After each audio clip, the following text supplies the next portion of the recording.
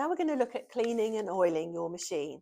We recommend you clean and oil your machine every 8 hours of sewing. That's roughly about 3 to 4 full bobbins worth. And it just keeps your machine running nice and smoothly. So to clean and oil your machine, I recommend you take the thread out of the machine. So you can remove your top thread.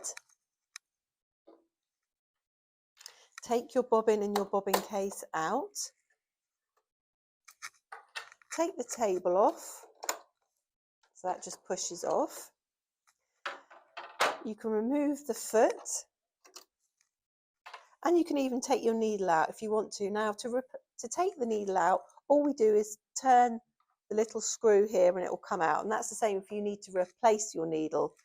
When you put your needle back in, it just needs to be finger tight. Don't over tighten that screw. Then we can remove our stitch plate. So to remove the stitch plate, there's a little target there, some circles, and if you press on that, it will lift it up, and then you can lift it up from the front and take it off. And then what we can do is we can take the hook out because we need to oil that area. So to take the hook out, we push this silver fold of metal here, this little clip here to the side. That pops this out. This is your race cover, and that can come down. Then with 2 fingers you can just pinch that central pin and pull that out. Now you've got everything out, you can give it a good clean with your brush. So just make sure there's no thread or fluff caught in it anywhere. Give it a good clean out. Then you can oil. So then you can take your little bottle of oil and you can place a little drop of oil inside the machine.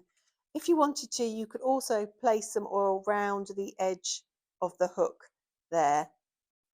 So once everything's nice and oiled, then you have to pop it back in. So at this point you can just angle your machine because it's easier. Then this is a half moon shape and you just need to pop it inside so it makes a full circle and this area is flat.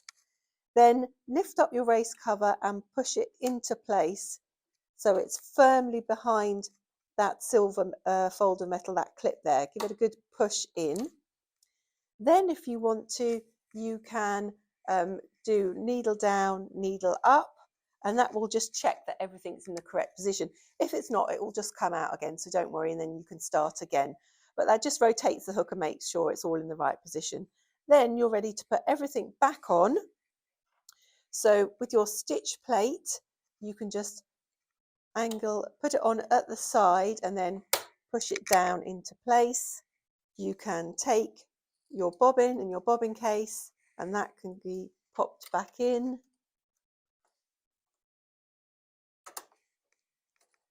You can reinsert your needle and remember, tighten that just finger tight, make sure it's in its highest position. So if you put your needle back in and you start to sew and it's not forming a stitch, it's probably because your needle's not high enough. So make sure that's nice and high. Then you can re-thread and you're good to start to sew again.